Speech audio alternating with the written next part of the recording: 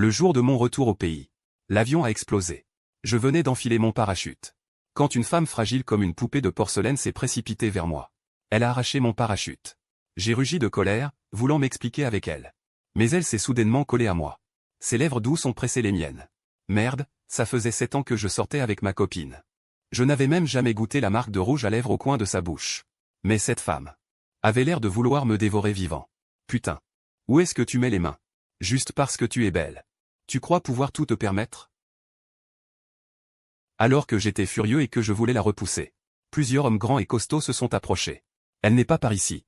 Sans parachute. Elle n'osera sûrement pas sauter imprudemment. D'autant qu'elle est grièvement blessée.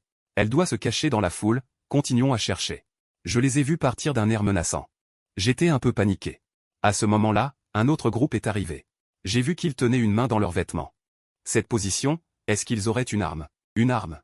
Soudain, un regard féroce s'est posé sur moi. L'autre m'a regardé. Juste un couple sur le point de se séparer pour toujours. Ça ne représente aucune menace. Le dos de la femme était caché par le parachute. Ce qui dissimulait parfaitement son identité. Elle a dû se cacher ailleurs. Si on échoue cette fois, les chefs ne laisseront jamais tomber. On dirait qu'il faut qu'on s'active. Ne laissons pas la société du dragon noir la trouver en premier. J'ai écouté leur conversation. Et je n'ai pas pu m'empêcher de penser. Les passagers dans cet avion étaient vraiment étranges. Tous à chercher qui? Et cette femme était encore en train de profiter de moi. En pensant que cette fille continuait à m'offenser. J'ai levé la main pour la repousser. Mais elle a attrapé mon poignet. Et en a profité pour poser ma main sur sa taille. Et, t'es qui? Éloigne-toi de moi. L'avion va s'écraser. Tu m'entends? Le chef des agents s'arrête soudain. Il se tourne vers moi. Chef, on n'a plus beaucoup de temps.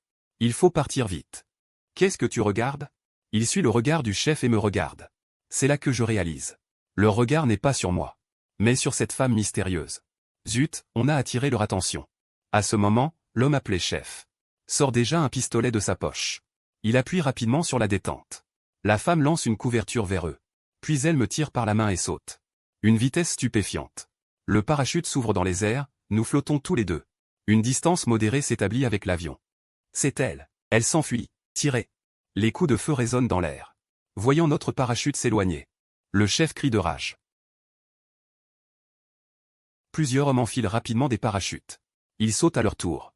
Je n'aurais jamais imaginé me retrouver mêlé à cette histoire. Qui est cette femme devant moi? Pourchassée par différents gangs.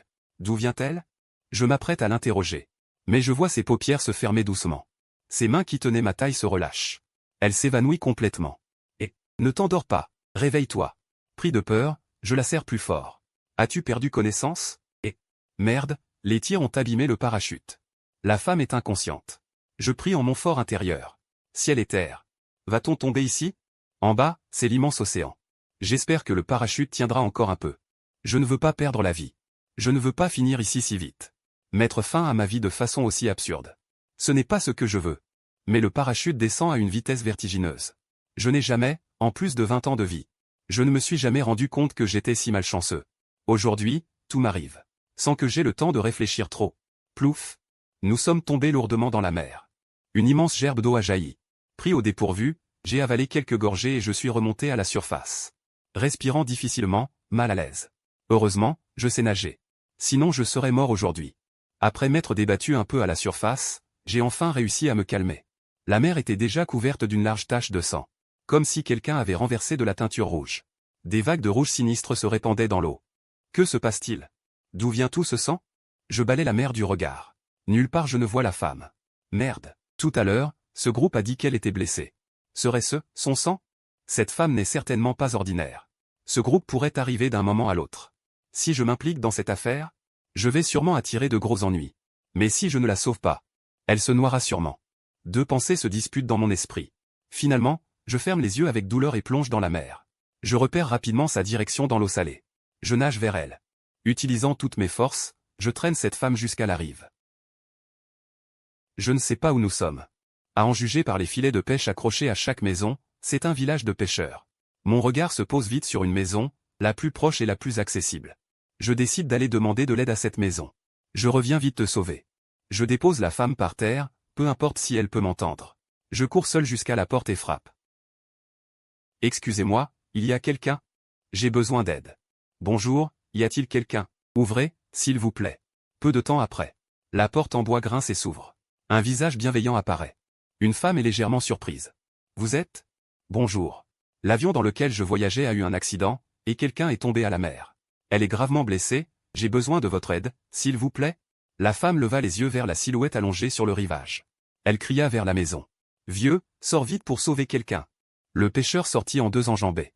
Sans dire un mot, il porta la femme à l'intérieur. Monsieur. Votre femme est gravement blessée, cela ressemble à une balle. Oui, nous avons été attaqués par des pirates dans l'avion tout à l'heure. Non seulement ils ont volé nos affaires, mais ils ont aussi tiré sur nous. Le pêcheur frappa sa cuisse avec colère. Quel monde, attendez. J'ai ici un remède ancestral, peu importe la taille de la plaie, il suffit de l'appliquer. Demain, tout ira bien. Si miraculeux? C'est la première fois que j'entends parler d'un tel remède, dit la femme en souriant. Sa famille pêche depuis des générations. La dernière fois, un gros poisson lui a mordu le bras. La chair était arrachée, après l'application, elle est maintenant en pleine forme. Vraiment? J'étais un peu effrayé en entendant cela. La femme apporta un bol d'eau. D'abord, lavez les blessures de votre femme, on va lui mettre le remède tout à l'heure. Je portai mon regard sur la femme, elle me tenait par la taille. Sa tête posée sur ma poitrine, elle se frotta. Comme si elle s'accrochait à un appui solide, dormant paisiblement. Même à un moment pareil, cette femme n'oublie pas de profiter de moi. N'était-elle pas inconsciente? Comment peut-elle encore faire des gestes intéressés? Mon opinion d'elle empirait encore. Votre femme semble très attachée à vous. Même blessée, elle ne vous lâche pas. C'est beau d'être jeune. À notre époque, se tenir la main nous rendait déjà timides. Vous plaisantez. Je gardais un sourire convenable. En réalité, je détestais profondément cette femme effrontée. Même dans cet état, elle ne peut pas rester tranquille. La femme s'apprêtait à taquiner ce jeune homme, lorsqu'elle posa son regard sur le visage de la femme. Elle s'arrêta net. Je vis la légère surprise de la femme. Cette femme ne serait-elle pas un personnage important? Même dans ce petit village de pêcheurs, quelqu'un la connaît? Grand-mère, vous la connaissez? La femme réfléchit un moment, puis se parla à elle-même. Elle me semble familière. Comme si je l'avais vue quelque part. Je fus surpris. Ne serait-ce pas la criminelle la plus recherchée qu'on voit souvent à la télé? Ou une personne évadée d'un centre de détention?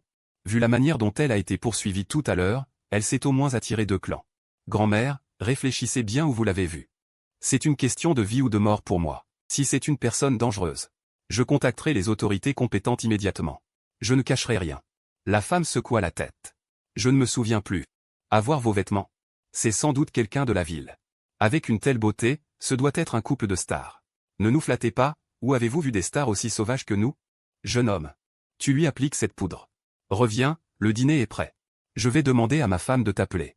Merci, je vous dérange vraiment. Ce n'est rien, ce n'est rien. Les voyant fermer la porte et sortir, je me tournai enfin vers la femme. Je lui donnai une pichenette sur le front. Elle émit un petit gémissement. Comme si je l'avais touché à un point sensible, ses sourcils fins se froncèrent légèrement. Je vis du sang noirâtre suinter de son corps. Et du sang continuait de couler en abondance de sa poitrine. Bien que réticent, je lui enlevai tout de même son haut, pour rien d'autre. C'était simplement pour éviter qu'elle ne meure ici et que cela ne fasse des histoires. Après avoir essuyé le haut de son corps, l'eau du bassin était déjà trouble. Je vidai l'eau. Je ressortis chercher une nouvelle bassine d'eau chaude.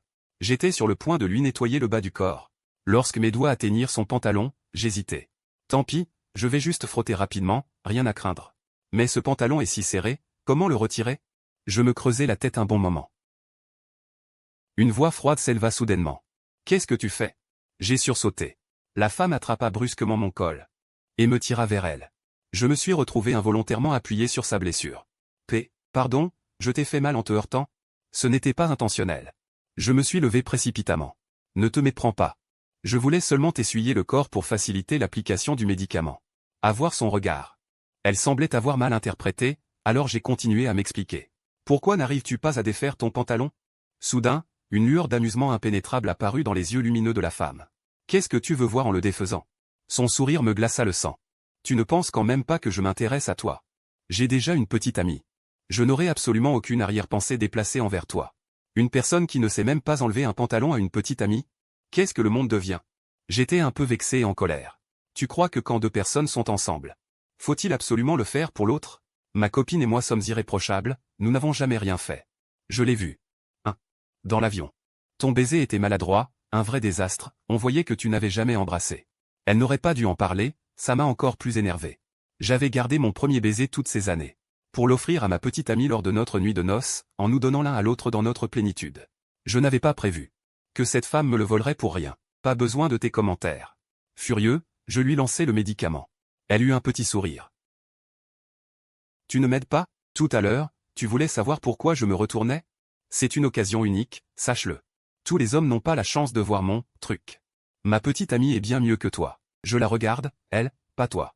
C'était la première fois qu'elle entendait quelqu'un se dire meilleur qu'elle. En me voyant sauter de rage, un léger sourire se dessina au coin de ses lèvres. D'un geste lent, elle se rapprocha de moi, attrapa doucement ma manche. Elle voulait me taquiner, mais avant qu'elle puisse dire un mot, je vis qu'elle perdait l'équilibre et allait tomber du lit. Je m'élançai pour la retenir, mais l'instant d'après, ses lèvres douces se posèrent sur les miennes, sans aucun avertissement. Je restai figé, pétrifié quelques secondes, puis, furieux, je la repoussai. Qu'est-ce qui te prend, femme? On dirait une vraie dévergondée. La femme, tel un chaton chapardeur, dit d'un air satisfait. C'est toi qui es venu de ton propre gré.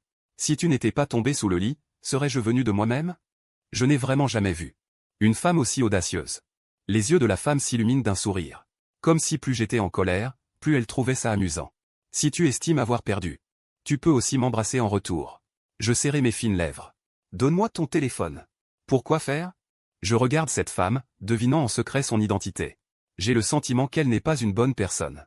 Elle a l'air d'une fugitive. À ce moment, on frappa à la porte. Mon garçon. Le repas est prêt. Ta femme s'est réveillée? Je proteste intérieurement. Elle n'est pas ma femme. Mais en parole, je réponds poliment.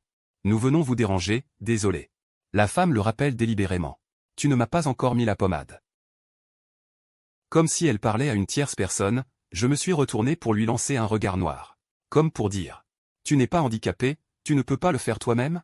Jeune homme. Ça fait longtemps. Tu n'as pas encore soigné ta femme. Vas-y vite. Ce serait dommage que la plaie s'aggrave. N'oublie pas de désinfecter sa blessure avec de l'eau oxygénée. Puis verse la poudre de médicaments. Je vous laisse, je ne vous dérange plus. Quand tu auras fini, sors manger. Sur ces mots, il ferma la porte. Je lançai un regard mauvais à la femme. La femme sourit en hochant la tête, semblant satisfaite de ce résultat. J'enrageais, les dents serrées. Je versai la moitié de la bouteille d'eau oxygénée sur la plaie. Cela provoqua une légère brûlure. Mais la femme ne laissa échapper qu'un léger gémissement. Ah, cette femme a de l'endurance. Après avoir désinfecté sa blessure, je saupoudrai la poudre, puis enroulai délicatement le bandage blanc à quelques reprises. Cela fait. Nous sortîmes l'un après l'autre de la chambre, dans la salle à manger. Le pêcheur et sa femme étaient assis à table, affamés, attendant. Dès que nous parûmes, ils nous accueillirent chaleureusement. Petite, ça va? Viens. Viens t'asseoir, on peut manger. Nous n'avons rien de spécial à offrir. Un simple repas frugal, j'espère que vous ne nous en voudrez pas. Merci, nous vous avons déjà causé trop de problèmes. Je savais qu'elle manquait toujours de politesse, alors je pris sur moi de la remercier. Je m'assis, mais la femme resta debout sans bouger. Son regard fit le tour de la pièce, une petite maison aux tuiles de terre, quel était cet endroit? Dès qu'elle ouvrit la bouche, elle dégagea une aura qui dominait tout le monde. La femme du pêcheur n'osa pas manquer de respect. Elle présenta chaleureusement.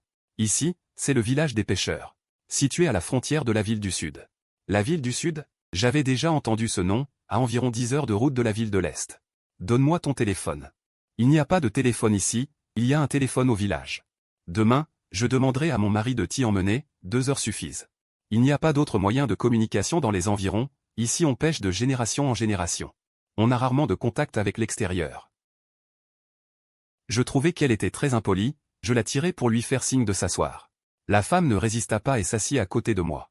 Sur la table, il y avait un poisson, un bol de soupe de poisson, et plusieurs bols de riz. Tout est servi dans des ustensiles grossiers, même les bols et baguettes semblent ébréchés et abîmés. Mais c'est très propre, cela doit avoir été utilisé pendant une dizaine d'années. Soudain, la femme n'a plus d'appétit. Petite fille, pourquoi ne manges-tu pas? Allez, mange tant que c'est chaud. La femme âgée lui sert un morceau de poisson, s'apprêtant à le lui donner. Mais la femme l'arrête d'un mot. Non. La main de la vieille femme reste suspendue en l'air. Ne s'attendant pas à ce que sa gentillesse soit refusée, je m'empresse de sauver la situation. Elle veut dire qu'elle se servira elle-même, mangez d'abord, je vais lui servir. En disant cela, je prends délicatement le morceau de poisson des baguettes de la vieille dame et le mets dans son bol. Je prends ensuite un morceau de queue de poisson pour la femme, pour que tu fasses la difficile. Avec toutes ces arêtes, tu auras de quoi t'occuper. Soudain, j'éprouve une certaine satisfaction vengeresse. Comment la femme pourrait-elle ne pas deviner mes pensées? Cet homme est vraiment partial. Il se donne délibérément la queue du poisson, la plus pleine d'arêtes. Et il sert les meilleurs morceaux aux 2 personnes âgées. Voyant cela, non seulement elle ne se fâche pas, mais elle esquisse un sourire. À la maison, n'est-ce pas toujours toi qui enlève les arêtes pour moi? Je ne mange que le poisson que tu as préparé. Je serre les dents, mais à cause de la présence des deux vieillards. Je dois ravaler ma colère et dire en souriant de force. À ton âge, ne fais pas d'histoire, mange vite. Tu ne me nourris pas? À ces mots, les deux vieillards qui s'apprêtaient à prendre leur baguette restent figés. Où faut-il que les personnes non concernées s'éclipsent? Personne non concernée? J'ai failli cracher du sang. Sérieusement, cette maison est la leur, c'est toi la personne non concernée, d'accord? Ce sentiment inné de supériorité. Cette attitude prétentieuse, d'où viennent-elles? Mange vite.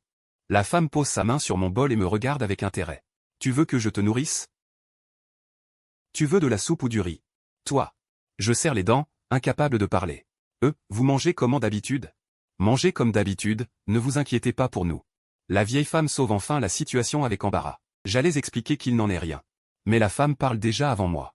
D'habitude, nous nous nourrissons bouche à bouche. Le pêcheur ne peut s'empêcher de recracher une bouchée de riz. Ma vieille, qu'est-ce qui t'arrive? La vieille femme lui tape rapidement dans le dos. Il mangeait bien, qu'est-ce qui se passe? Profitant que leurs regards ne sont pas tournés vers nous. Je dis à voix basse, furieux et exaspéré. Tu as assez fait. La femme gardait toujours son entrain. Comme pour dire. Soit tu me nourris, soit je te nourris. Je n'y tins plus et pris le bol de la femme. Je lui fourrai le poisson avec les arêtes dans la bouche, en serrant les dents. D'habitude, à la maison, tu adores les arêtes, ici pas besoin de te gêner. Ils ne te prendront pas pour une originale. Allez, mange plus. J'enfournai presque toute ma rancune dans sa bouche. Les deux vieilles personnes en eurent les yeux qui tombaient. De nos jours, il y a encore des gens qui aiment les arêtes. Ne vous inquiétez pas, grand-mère. Son système digestif est très bon. Même si elle avalait ce bol. Elle le digérerait. Je la nourris d'une autre bouchée par vengeance. La femme ne se fâcha pas, elle me regarda simplement en souriant. De l'extérieur. On aurait dit des amoureux de longue date, incroyablement proches. Alors que je croyais avoir gagné un round, la femme se pencha soudain. Et me passa le poisson de sa bouche à la mienne, mes yeux s'écarquillèrent. Quelques secondes pour réagir. La femme venait de me donner tout ce qu'elle mangeait. Et me forçait à l'avaler. J'eus soudain envie de vomir. Mais elle me bloqua les lèvres de force, m'obligeant à avaler la nourriture. Les deux à côté regardaient, stupéfaits. Cette façon de nourrir est si intime. Ils en apprenaient, étaient-ils trop déconnectés du monde? Les jeunes d'aujourd'hui sont si ouverts. Elle m'embrassait à m'en couper le souffle, j'avalai instinctivement. Ma première réaction fut de me préparer à avoir une arête coincée dans la gorge. Mais en avalant. Aucune arête ne racla mon gosier. Je regardais la femme, étonné. La femme prit une serviette rugueuse à côté. Et essuya les arêtes de sa bouche. Avec élégance. Je n'arrivais pas à croire comment elle avait fait. Enfin, elle daigna parler. Tu manges toi-même? Ou je te nourris? Je pris vite mes baguettes. Je me débrouille. Je ne la regardai plus. Et me mis à manger à grandes bouchées. La femme cessa de me tourmenter. Comme si de rien n'était, elle me servit un gros morceau de ventre de poisson. En plus, elle enlève les arêtes du poisson. Mange moins vite. Elle semblait surveiller comme un parent. J'avais envie de manger plus vite. Le plus vite possible pour fuir cette petite diablesse. Ce repas s'est achevé dans une torture extrême. La femme ouvrit la boîte. Elle en sortit des vêtements grossiers en coton qu'elle gardait précieusement depuis des années. Jeune homme. Vous ne vous êtes pas encore lavé. Ce sont les habits que mon mari et moi portions le jour de notre mariage. Si vous ne les trouvez pas trop indignes, portez-les. L'eau du bain est prête. C'est dans cette pièce. J'hésitais, n'osant pas les prendre. Comment pourrais-je accepter? Ce sont vos vêtements de mariage, avouez à votre mari. Je ne peux plus les porter maintenant. Je les garde juste pour me souvenir. Nous n'avons pas de meilleurs habits ici. J'espère que vous ne les mépriserez pas. La femme, chaleureuse, me mit les vêtements dans les mains. Je ne pouvais pas refuser, je dus accepter. Mais la femme dit soudainement, d'un ton froid. Ces vêtements ne te vont pas. Je ne pus m'empêcher de répliquer. Qu'est-ce que ça peut te faire? Alors, apportant des meilleurs en échange. D'accord. Je ne m'attendais pas à ce qu'elle accepte si facilement, alors je lançai une demande exorbitante. Y compris les frais de repas, les frais médicaux et le logement de ce soir. Tu devras rembourser le décuple. Le décuple? La femme répondit simplement, d'accord. Une personne normale n'accepterait jamais de payer 10 fois le prix pour les dépenses de ce soir. Parce que ça n'en vaut vraiment pas la peine. Mais ce à quoi je ne m'attendais pas, c'est... Est-ce que cette personne est malade ou quoi? Normalement, quelqu'un m'aurait ignoré en entendant 10 fois. Comment pourrait-il accepter si facilement? Maintenant, tu peux me donner ton téléphone? La femme me regarda dans les yeux, comme si elle avait déjà percé tous mes secrets. Je cachai ma poche de la main, la regardant avec incrédulité. Comment sais-tu que j'en ai un sur moi? Avant de sauter de l'avion. J'avais mis mon téléphone étanche dans ma poche et fermé la fermeture éclair. Pour éviter qu'il ne tombe. Rien n'échappe à mes yeux. En l'entendant dire cela, je cédai à contre-cœur. Je sortis le téléphone de ma poche. La femme composa un numéro qu'elle connaissait par cœur. Vérifie l'emplacement exact de ce téléphone et vient me chercher demain. Je vis qu'en parlant, elle avait une certaine allure de leader. Je ne pus m'empêcher d'être curieux quant à son identité. La femme mit fin à l'appel en quelques phrases. Elle créa un nouveau numéro dans ma liste de contacts. Enregistré sous le nom W. Voici mes coordonnées. Tu m'as sauvé la vie, quand tu auras besoin d'aide, n'hésite pas à venir me voir. Je lui arrachai le téléphone, sceptique. Elle-même était pourchassée. Aller la trouver, ça n'allait pas m'attirer des ennuis? T'inquiète, je ne viendrai pas te chercher. Je ne voulais pas perdre ma salive avec elle et m'apprêtais à aller me doucher. Pour cette dette de vie, tu peux demander n'importe quoi. Peu importe ce que c'est. J'accepterai. N'importe quoi. Je m'arrêtai. Je me retournai vers elle. Tu es sûr? La parole d'un souverain est sacrée. La voyant faire sa fière, je ne pus m'empêcher de la provoquer. Si je demande une villa et une voiture de luxe, tu accepterais tout? Qu'il en soit ainsi. Voiture de luxe et villa, je te les offre. Et si je t'offrais Fouquingouan en prime? Comme prévu, ce n'était que des paroles en l'air. Discuter avec elle, une pure perte de temps. Je dis sans ménagement, dégage.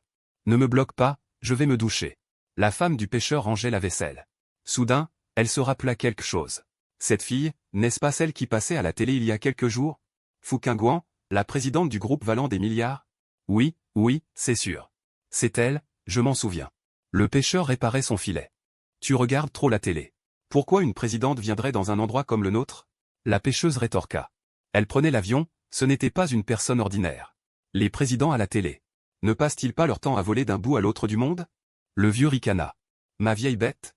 De nos jours, trop de gens peuvent prendre l'avion. C'est nous qui sommes restés trop longtemps sans sortir. Sans voir le monde extérieur. Leur voix parvint jusqu'à la fenêtre. En prenant ma douche.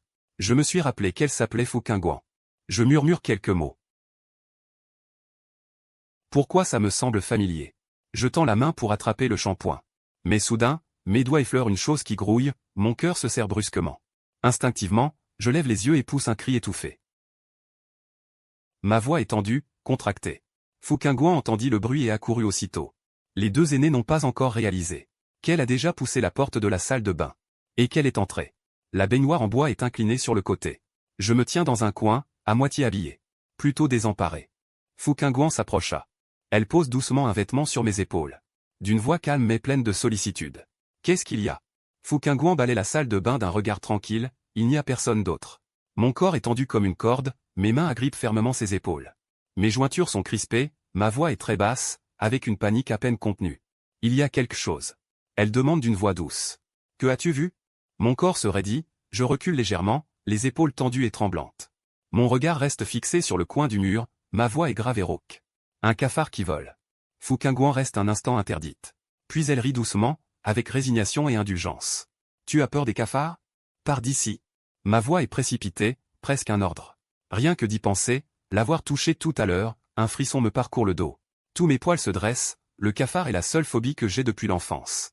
L'instant d'après, le cafard s'envole soudain du coin du mur et atterrit sur la fenêtre. Je sursaute violemment, le visage blêmi, je recule instinctivement. Va-t'en. Paniqué, ma main qui tient l'épaule de la femme serre plus fort.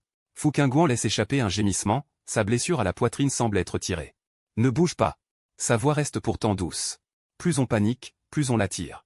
Je me fige immédiatement, la sueur perle à mon front, ma voix se tend. Emmène-moi loin d'ici. Fouquingouan jette un coup d'œil à la salle de bain sombre et sale, fronçant légèrement les sourcils. Dehors, le vieil homme demande avec inquiétude. Tout va bien, jeune homme? Sa voix est douce, elle se tient devant la porte, empêchant le vieil homme d'entrer. Ce n'est rien, juste une petite frayeur. Puis elle a pris mon bras et nous sommes rapidement sortis de la salle de bain pour retourner dans la chambre. Elle m'a aidé à m'asseoir au bord du lit. À ce point effrayé. Sa voix était teintée d'un léger sourire. Je ne savais ni rester debout ni m'asseoir. Mon corps était encore légèrement tendu et tremblant. Mon esprit était rempli par ce cafard volant de tout à l'heure. J'avais les mains posées sur les côtés. Le dos tendu, je m'efforçais de me calmer. Fouquingouan me regardait, ainsi tendu et faisant semblant d'être fort. Son regard s'assombrit légèrement. Elle s'est soudainement dit qu'un homme qui, bien qu'effrayé, s'obstine à ne pas montrer sa faiblesse, lui faisait battre le cœur d'une manière particulière. Ce soir, dors dans le lit. La femme sentait que si elle ne partait pas tout de suite, elle pourrait faire quelque chose d'imprévisible. Elle s'apprêtait à partir quand elle m'a entendu dire « Attends ».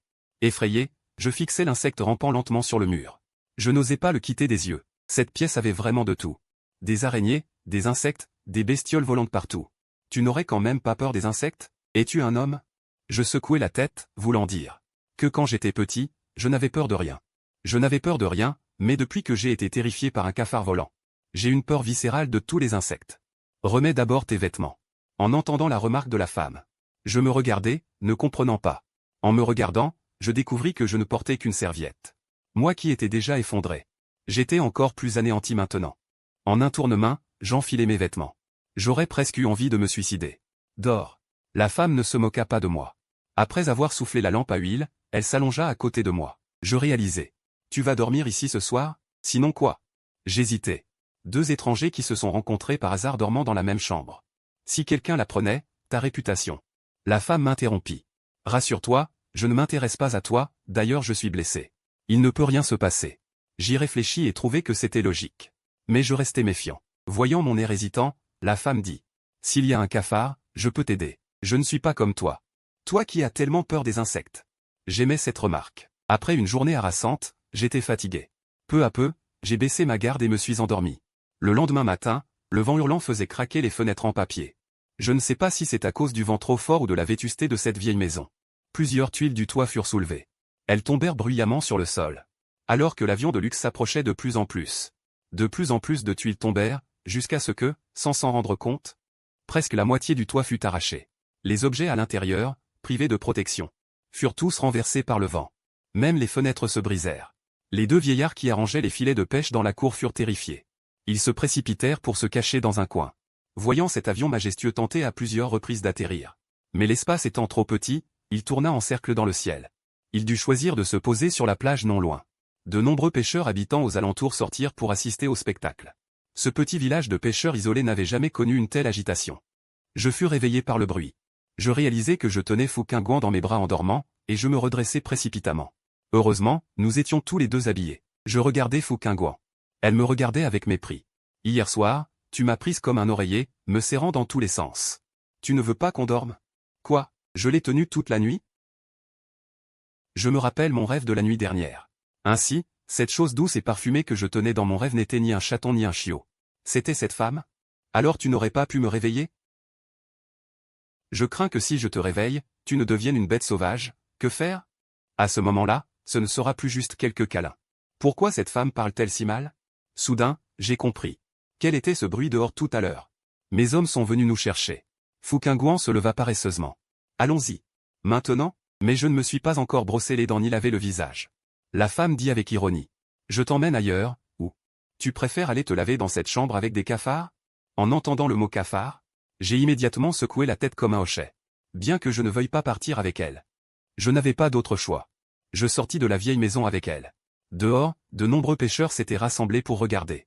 Non loin de là, un avion privé majestueux était stationné. Sur le fuselage était gravé un logo privé, qui paraissait luxueux et de haut standing. J'ai grandi dans le confort, quel avion de luxe n'ai-je pas pris? Mais cet avion, d'une valeur d'1 milliard de dollars, considéré comme le plus luxueux des avions au moment de sa création. Il fit grand bruit parmi les riches, dit-on. Il comprenait un salon, un espace de travail, une zone de loisirs, un espace détente, une chambre à coucher, et toute une série d'espaces essentiels. Une femme descendit de l'avion. En voyant son allure, je me dis, n'est-ce pas la légendaire héritière?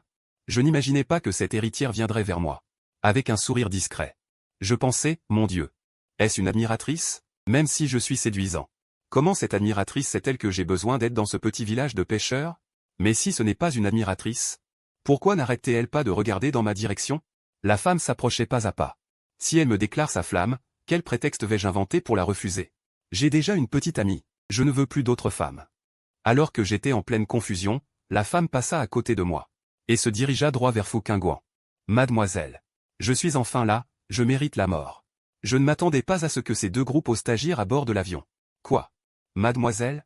Je regardais la femme. Quelle est vraiment son identité? On dirait qu'elle est de haut rang. Tout a-t-il été vérifié?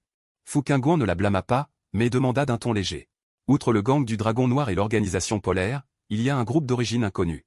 Avant que le gang du Dragon Noir et l'organisation polaire n'agissent, ils avaient déjà fait exploser une aile, avec une agressivité féroce. Vise-t-il quelqu'un? La personne hésita un instant, puis dit. Leur cible est un homme. Mais les passagers ont subi de lourdes pertes, nous n'avons pas encore trouvé de piste.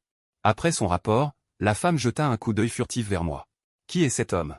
Il peut se tenir si près de mademoiselle? Pourtant, mademoiselle évite les hommes depuis des années. Elle déteste tout contact rapproché avec eux, et pourtant elle ne semble pas le repousser. Fu Qingguan assombrit son regard, comme si elle réfléchissait. Au bout d'un moment, elle ordonna. Fais venir quelqu'un pour rénover cette maison. Tu as arraché le toit de cette demeure en atterrissant. La femme baissa la tête, coupable, et dit plein de remords. Je reconnais mon erreur. Fu Qingguan demanda à la dame âgée à côté. Savez-vous cultiver des légumes? La dame était trop stupéfaite pour répondre. À en juger par l'échange entre la servante et sa maîtresse, cette femme n'est vraiment pas ordinaire.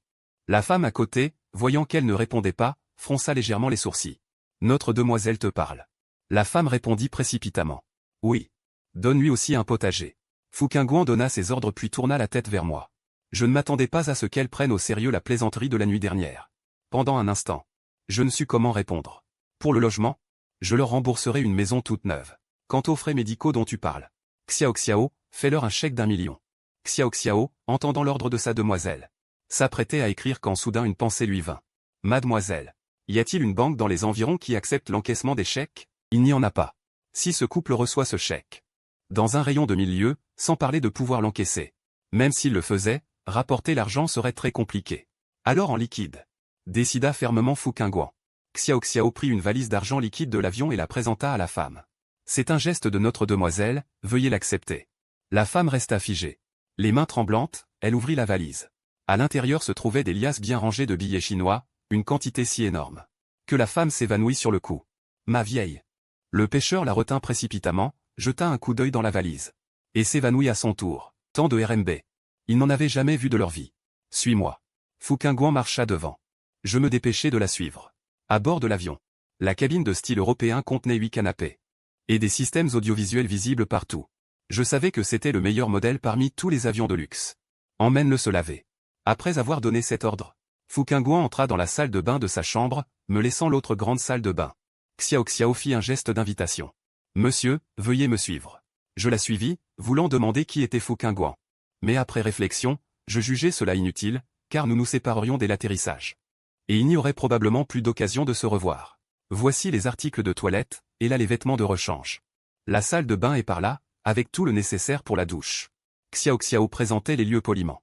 Je m'émerveille secrètement en moi-même. Je regarde les vêtements à côté. Ceux-ci sont aussi pour moi? Oui, monsieur. Mon ton est un peu moqueur. En plus des vêtements, il y a des sous-vêtements et des slips pour hommes. Rien que d'y penser, c'est dégoûtant. Xiao Xiao, croyant que j'ai mal compris, se hâte d'expliquer. Non, pas du tout. C'est ce que mademoiselle a ordonné par texto hier soir, cela devrait être à vos mesures. Le bout de mes oreilles rougit instantanément. Quand a-t-elle envoyé ce texto? Comment se fait-il que je n'en sache rien? À 11 h hier soir. Grâce au rappel de Xiao Xiao, je me souviens. J'étais déjà couché depuis un moment à ce moment-là. Est-ce qu'elle a profité de mon sommeil? Pour utiliser mon téléphone en cachette et envoyer un texto, bon sang. Elle n'aurait pas aussi fouillé dans mon téléphone? À cette pensée, la honte et la colère envahissent mon cœur. Je ferme la porte de la salle de bain avec un bang. Monsieur, si vous avez besoin de quoi que ce soit, vous pouvez appuyer sur le système d'appel mural, je suis à votre disposition à tout moment. Ayant dit cela, Xiao Xiao se retire avec respect. Tout en me lavant, je maudis intérieurement. Elle a osé utiliser mon téléphone en cachette, quel mépris. Je l'ai insulté des milliers de fois dans ma tête. Sans même me calmer, je sors de la douche. Fu Qingguan est déjà à table en train de manger. Je remarque qu'elle s'est aussi lavée. Après avoir changé de robe propre, elle dégage une odeur agréable. Fu Qingguan est complètement transformé. Son geste en coupant le steak semble très élégant, elle n'est certainement pas une simple riche. À peine assis, je l'entends dire. Hier soir, tu m'as sauvé la vie. Par reconnaissance, je te donnerai une récompense de 10 millions. Je m'arrête dans mon geste. Pourquoi ces mots sonnent-ils si durs à mes oreilles? En entendant cela, Xiao Xiao émet immédiatement un chèque de 10 millions. Elle me le tend respectueusement. Monsieur, veuillez accepter la gratitude de mademoiselle. Je refuse froidement. Non, merci. Ce qui s'est passé hier soir n'était qu'un geste banal. Considérez-le comme un paiement pour avoir partagé le lit. Dès que Fu Qingguan dit cela, Xiao Xiao reste figé. Cet homme a donc passé la nuit avec mademoiselle? Quelle nouvelle fracassante. Il faut savoir que la jeune demoiselle de la maison évite les hommes depuis des années, sans parler d'un garde du corps. Même son assistante est une femme.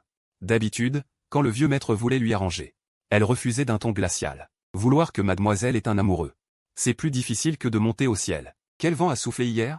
Ou bien cet homme a-t-il un sortilège? Pour que mademoiselle se rende aussi docilement? J'ai lancé le chèque à Fu Qingguan. Je devrais plutôt dire que c'est ton salaire pour tes services. Après réflexion, J'étais encore furieux. J'ai sorti un yuan de mon portefeuille et le lui ai jeté. Vu que tu t'es bien comporté hier soir. C'est un petit extra de ma part. Salaire pour service? Bien comporté? Xiao Xiao était encore plus choquée, mais choquée ou pas. Elle a tout de même intercepté le chèque avec rapidité. Et attrapé la pièce d'un yuan tout aussi vite. Sinon ces deux objets auraient frappé le visage de sa jeune maîtresse.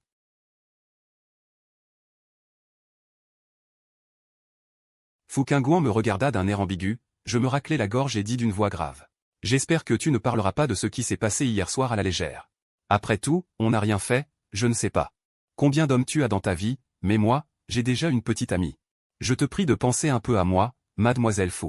À côté, Xiao Xiao n'en était plus à un choc près. Comment se fait-il que mademoiselle aime un homme qui a une petite amie? Mademoiselle est la fille héritière numéro 1 du classement Forbes. Depuis 6 ans, en matière de talent et de beauté. Qu'est-ce qui ne suffirait pas à impressionner? Mais cet homme ne tient absolument pas compte de mademoiselle. Xiao Xiao soupira en son fort intérieur. Monsieur, votre discernement laisse vraiment à désirer. Même si vous ne connaissez pas le statut de mademoiselle. Rien qu'à voir le luxe de cet avion. Mademoiselle est bien meilleure que votre petite amie, non? Au lieu de t'accrocher à sa chance, tu viens lui donner des coups de pied dans les jambes, pourquoi donc? Tu es vraiment fidèle à ta petite amie. Le ton de Fu Qingguan était impénétrable, mais Xiao Xiao comprenait. Sa demoiselle était vexée. Bon, ça devient de plus en plus intéressant. Mais mademoiselle, ne sois pas jalouse. D'habitude, ce que tu veux, tu l'obtiens sans effort. Même s'il a une petite amie, même s'il est marié. Tu peux bien le lui prendre, non? Je ricanai froidement. Mademoiselle Fu me flatte, c'est juste que je ne suis pas aussi volage que vous. Volage? Cet homme ose traiter ma demoiselle de volage? Xiao Xiao faillit s'étouffer. Mais Fu Qingguan ne se fâcha pas du tout. Mange, après manger tu auras la force de te disputer avec moi. Je ne fis pas de façon avec la nourriture devant moi. Je lui avais sauvé la vie hier. Elle m'avait mis en colère à plusieurs reprises, manger son petit déjeuner n'était pas trop demandé. À cette pensée, je me mis à manger sans cérémonie, Fu Qingguan me regarda en souriant. Et coupa un morceau de steak qu'elle posa sur mon assiette. Goûte, c'est bon. Je repoussai le steak avec ma fourchette et mon couteau. Qui voudrait de ta salive? Je ricana intérieurement, Xiao Xiao avait vraiment découvert un homme au caractère authentique. Il fait ce qu'il veut, comme il le souhaite. Il ne tient absolument pas compte de sa demoiselle, alors qu'elle est à son service depuis l'enfance. C'est la première fois que quelqu'un ignore sa demoiselle comme de l'air. Sache qu'avant, tous les hommes espéraient obtenir les faveurs de la demoiselle. Mais cet homme est vraiment rafraîchissant. Après avoir fini mon petit déjeuner, l'avion avait déjà atterri à l'aéroport civil de Dongsheng. Merci pour votre hospitalité, mademoiselle Fu. Adieu. J'espère ne plus jamais vous revoir de ma vie. Je descendis rapidement de l'avion. J'arrêtai un taxi et m'éloignai. Fu Qingguan regarda mon dos disparaître. Elle semblait réfléchir à quelque chose. Xiao Xiao, à côté d'elle, demanda prudemment. Mademoiselle, devons-nous rentrer à la maison? Elle sentait que sa demoiselle était très mécontente. Retournons à la société. Le ton de Fu Qingguan était neutre, comme un peu déçu. Xiao Xiao ajouta avec indiscrétion. Faut-il enquêter sur son identité? Le regard froid de Fu Qingguan balaya Xiao Xiao, comme si elle la blâmait de se mêler de ce qui ne la regardait pas. Xiao Xiao frissonna, sur le point de dire qu'elle avait été indiscrète. Quand Fu Qingguan dit « Xiao Xiao, je découvre que tu me comprends de mieux en mieux ». Voyant les lèvres rouges de sa demoiselle esquisser un sourire étrange.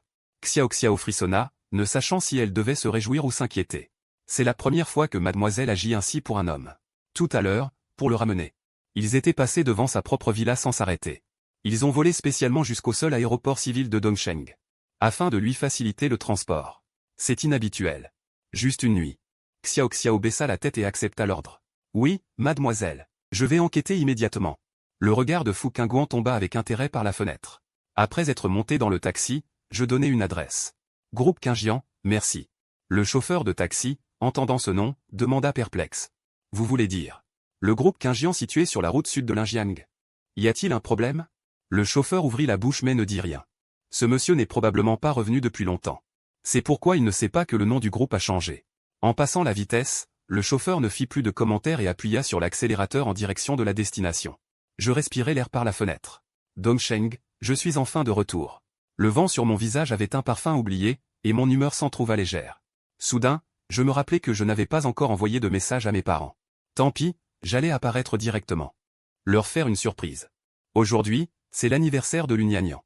Le cadeau que j'avais préparé avec tant de soin pour elle. Après avoir sauté de l'avion, il avait disparu, ce qui m'agaçait un peu. Cette femme qui m'avait volé mon premier baiser, Si ce n'avait été pour elle, je ne me serais jamais retrouvé mêlé à toutes ces histoires. Je sortis mon téléphone. Je composais le numéro d'une pâtisserie. Avez-vous un gâteau tout prêt, maintenant? Le jeune maître Yann, c'est vous? La réceptionniste faillit lâcher son téléphone. Depuis plus de 10 ans, tous les desserts et pâtisseries de la famille Yann venaient d'ici. Aussi connaissait-elle par cœur le numéro de chaque membre de la famille Yann. Mais sa surprise, à cet instant, venait du fait qu'elle n'avait pas vu ce numéro depuis 3 ans. Oui. Je suis de retour en Chine, je voudrais commander le plus grand gâteau. Pouvez-vous le faire pour aujourd'hui? Est-ce pour mademoiselle Lu que vous commandez? D'habitude, à cette période, la famille Yann commandait toujours un gâteau pour l'Uniagnan, toute la pâtisserie le savait. Mais la réceptionniste jugea bon de le rappeler. Le gâteau commandé par le second jeune maître Yann a déjà été livré. Je ne m'attendais pas à ce que Yann Yibé soit si attentionné. Mon demi-frère, habituellement, pensait à tout pour moi. Même pour une petite chose comme commander un gâteau, il s'en occupait personnellement. À cette pensée, je souris, rassuré. Alors, ce n'est pas la peine, merci. Arriver les mains vides n'a rien de gênant, après tout, nous sommes de la même famille. Sur cette pensée, je levai les yeux vers le paysage par la fenêtre. Plus nous approchions du groupe familial, plus l'environnement était beau. Il faut savoir que le groupe de ma famille était l'une des plus grandes entreprises de Dongsheng. Alors que j'étais perdu dans mes pensées, le taxi s'arrêta lentement. Nous y sommes. Je payai et descendis, c'est alors que je remarquai.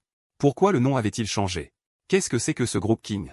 Mi-figue, mi-raisin, je regardais autour de moi. C'était bien le territoire de la famille Yann. Toutes les constructions étaient comme avant. Mais ce nom, je ne comprenais toujours pas. 2 employés, leur badge autour du cou, passèrent en hâte à côté de moi. Hier, le directeur Yann n'a-t-il pas dit qu'il ne serait pas là aujourd'hui? Il faut qu'on suive ce dossier de près. Le directeur Yann a tellement d'expérience. Sous sa direction, les profits ont bien augmenté ces 3 dernières années. Je les arrêtai précipitamment. Et, attendez. Excusez-moi, le directeur Yann de votre entreprise, c'est bien Yann Yuandong? Oui. Les 2 personnes ont échangé un sourire gêné. Ce n'était rien, désolé de vous avoir dérangé. Les 2 m'ont lancé un regard étrange et sont partis précipitamment. Il s'avère que le groupe familial avait changé de nom. Les questions et l'inquiétude qui m'avaient assailli se sont apaisées à cet instant. En franchissant la porte du groupe. Bonjour, qui cherchez-vous? La réceptionniste, voyant quelqu'un arriver, se leva immédiatement avec respect.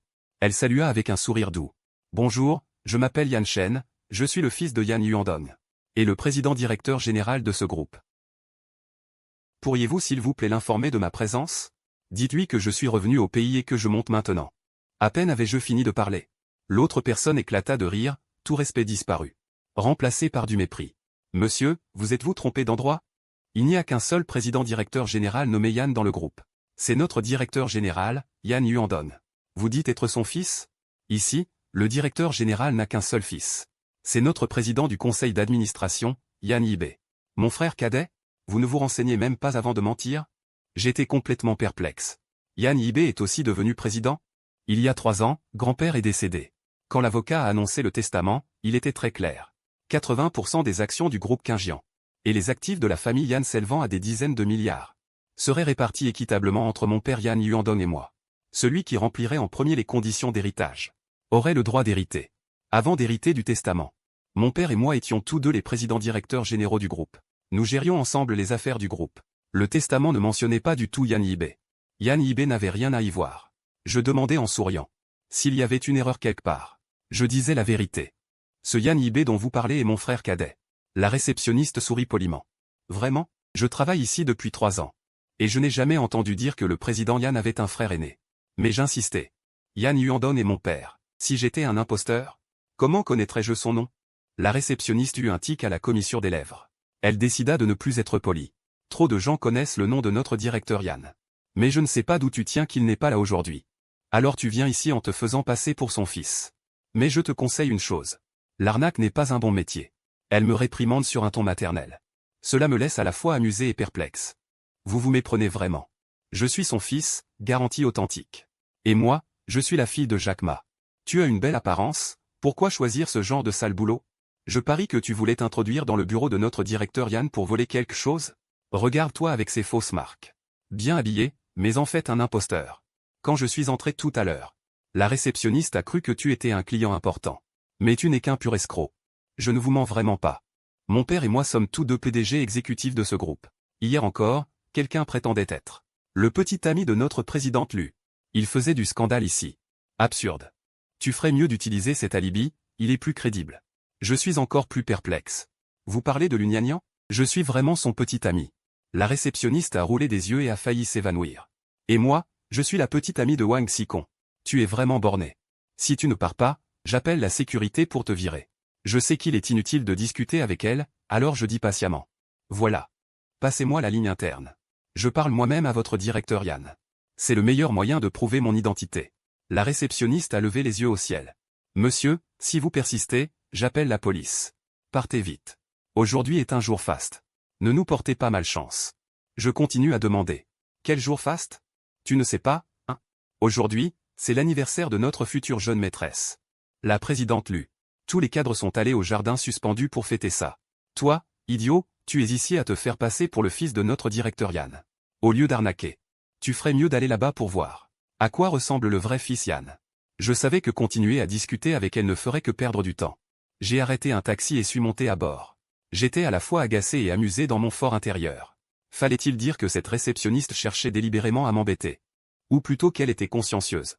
J'ai sorti mon téléphone pour appeler mes parents. Après plusieurs sonneries, personne n'a répondu. J'ai alors appelé mon frère. Lunian. Après l'échec de l'appel, j'ai rappelé Lunyanian. Mais ces 4 personnes, sans exception, n'ont répondu à aucun de mes appels. Je me suis tourné vers le chauffeur et lui ai demandé. Patron, j'aurais une question à vous poser. Ce groupe Kinjian, comment se fait-il qu'il soit devenu le groupe Kinshi? Je ne sais pas, moi. Depuis que je suis ici, depuis 2 ans, ça a toujours été le groupe Kinshi. Je n'ai jamais entendu parler du groupe Kinjian. J'ai hoché la tête. Et n'ai pas insisté. Arrivé au premier hôtel de la cité de l'Est. Je me suis rendu au jardin suspendu tout en haut. Comme je n'avais pas d'invitation, 2 agents de sécurité refusaient catégoriquement de me laisser entrer. J'avais beau essayer de m'expliquer. Ils restaient inflexibles. Sans la moindre indulgence. Allez, allez, ne traîne pas ici. Je suis vraiment le fils de Yan Yuandong. Si tu ne pars pas, on va en venir aux mains. Ah, ce n'est pas Chen? Un sourire familier est soudain apparu devant moi. J'ai levé les yeux. Frère Hao? 3 ans sans le voir, il était devenu encore plus beau. En le voyant, les 2 agents de sécurité se sont empressés de le saluer. Bonjour, jeune maître Shi. Xiao ne leur prêta visiblement aucune attention et se tourna vers moi. Quand es-tu rentré? Pourquoi ma sœur Volage ne m'en a-t-elle pas parlé? Il y a 2 jours, quand le vieux a insisté pour qu'elle se marie. Elle s'est servie de toi comme par avant. Demandant au vieux de te prendre en modèle pour lui en sculpter un. Ce qui nous a bien fait rire. Frère Hao, arrête de te moquer de moi. Depuis tout petit, tu n'as fait que rire de mes malheurs. Comment peux-tu appeler ça des moqueries? Pour que ma sœur Volage jette son dévolu sur toi et te courtise pendant 3 ans. Tu as battu son record de poursuite le plus long. C'est toi le plus difficile à gérer. Xiao sourit et me tapota l'épaule. Frère Hao, arrête de plaisanter. Tu arrives à point nommé, il ne croit pas à mon identité. S'il te plaît, témoigne pour moi. Xiao tapota légèrement son menton du doigt. Qu'est-ce que j'y gagne? Considère que je te dois une faveur. Je te la rendrai plus tard. Tant que c'est en mon pouvoir. Frère Hao, n'hésite pas à demander. Vous avez bien vu? Si vous êtes sages, dégagez tous. Les 2 agents de sécurité ne savaient pas que l'homme devant eux était vraiment le fils aîné de la famille Yan. Ils nous laissèrent passer à la hâte et remercièrent Xiao. J'allais partir quand j'entendis Xiao dire. Mais Chen, tu arrives vraiment au mauvais moment aujourd'hui. Frère Hao, je ne comprends pas ce que tu veux dire. D'après ce que je sais, il va y avoir un bon spectacle tout à l'heure. Moi, j'adore me mêler des affaires, mais un spectacle de niveau insuffisant. Je ne viendrai jamais en personne. J'écoutais, perplexe, quand soudain les lumières s'éteignirent brusquement. Un seul projecteur resta allumé, braqué sur la scène. Yan Yuandong se tenait sur scène, souriant joyeusement. J'ai une bonne nouvelle à annoncer concernant le mariage de mon fils. Toute l'assemblée se tut en retenant son souffle. Fusion de groupe? Depuis quand? J'étais perplexe et en même temps curieux. Papa va annoncer mon mariage avec Lunyanian? Pourquoi ne pas m'en avoir parlé avant?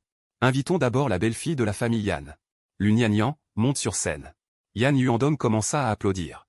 Je me tenais dans le public et j'applaudis à mon tour. Après 3 ans sans la voir, Lunyanian avait beaucoup maigri. Un doux sourire était accroché à son visage. Elle semblait encore plus accessible. Rien qu'en la regardant de loin. Je la trouvais magnifique. Invitons maintenant mon fils Yan Yibei à monter sur scène. Au son de la voix de Yan Yuandong. Soudain toute la salle applaudit, Yan Yibei monta sur scène avec un sourire. Après 3 ans, il avait l'air plus mature. Mais ce à quoi je ne m'attendais pas, c'est que Lunyanian tenait la main de Yan Yibei. Ils se regardaient avec tendresse, comme des amoureux passionnés. La sensation de coup de foudre arriva trop vite. J'ai failli perdre l'équilibre. Je fis un pas en arrière en titubant. Je n'arrive pas à croire que ma petite amie et mon frère vont annoncer leur fiançailles. Xiao m'a soutenu machinalement. Tu ne supportes même pas ça? Le meilleur reste à venir. Le rire franc de Yan Yuandong a éclaté. En ce jour magnifique, j'annonce. Les familles Yan et Lu s'unissent par le mariage. Mon fils, Yan Yibé, épousera l'héritière de la famille Lu Nianian. Leur mariage aura lieu le 28 du mois prochain. Aujourd'hui. Ce n'est pas seulement le 3e anniversaire de la fusion entre le groupe Qingjian et le groupe Lu. C'est aussi la fête d'anniversaire de Nianian. Et c'est leur cérémonie de fiançailles. Les mots « cérémonie de fiançailles » ont été comme un coup de massue. Ils m'ont frappé de manière inattendue. Je n'entendais qu'un bourdonnement dans ma tête. Une douleur déchirante que je n'avais jamais ressentie.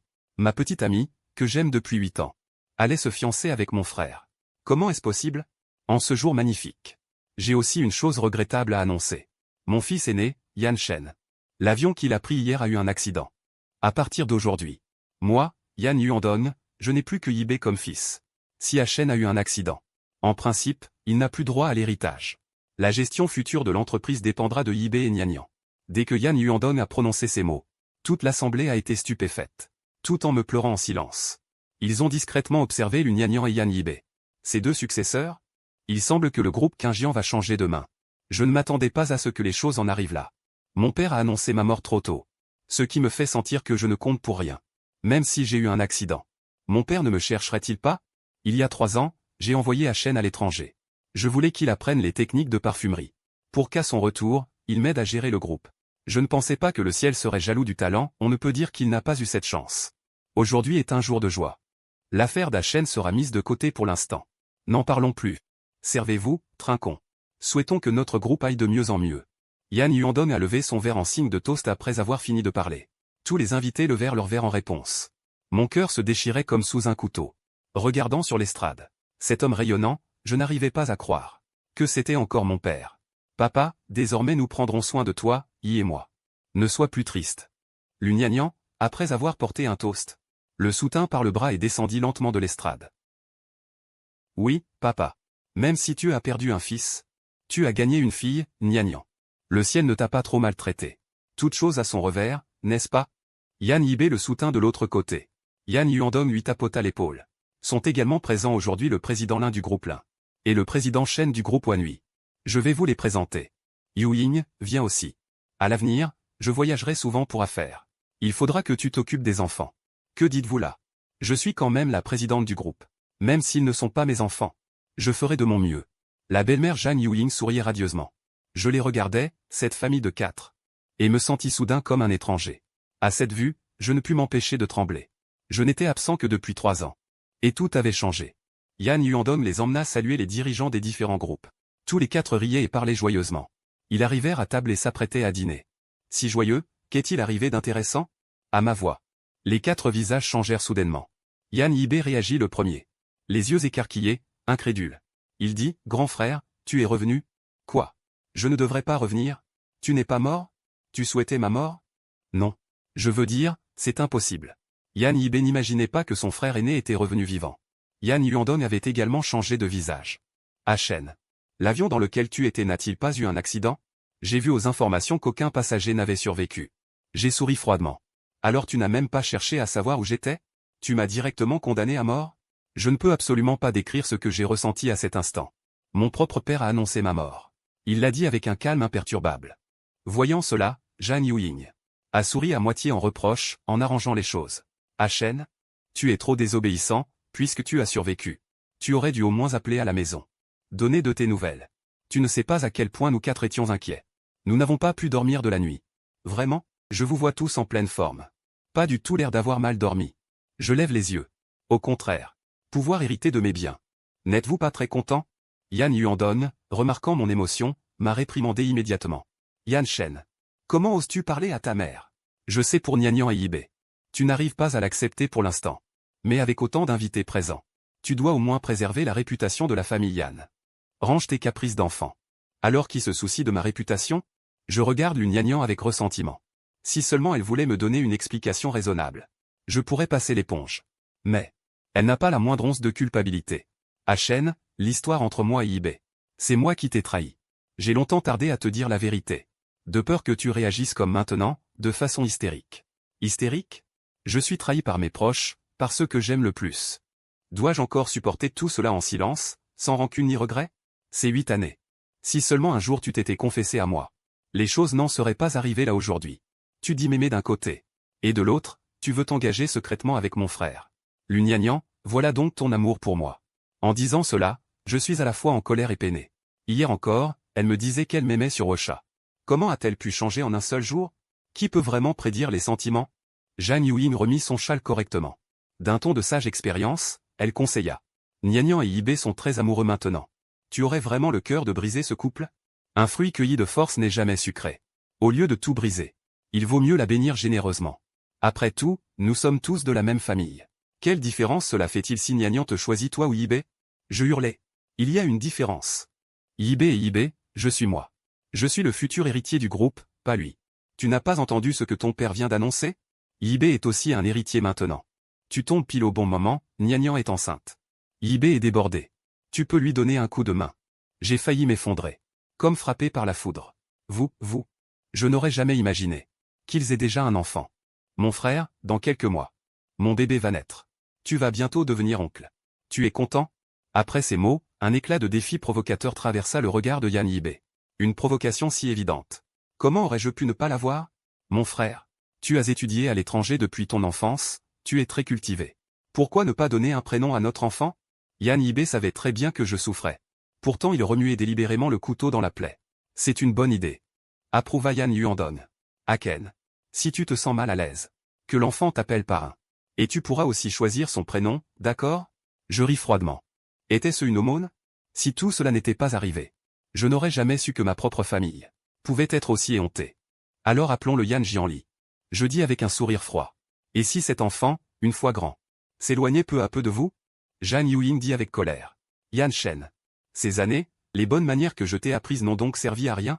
Madame, apprenez plutôt à vous comporter vous-même. Je pris un verre de vin. Puisque tu vas te marier, ne devrais-je pas te porter un toast? Yan Yizi conserva son élégance. Je suis ravi que tu sois revenu vivant. Le mariage de Nian et moi a besoin de ta bénédiction. Je répondis en souriant. Alors je te souhaite d'être stérile mais d'avoir une ribambelle d'enfants. Sur ces mots, je lui jetai violemment le vin au visage. Lugnagnan sursauta. Frère Achen. Tu vas trop loin. Quoi qu'il en soit, c'est aussi ton frère cadet.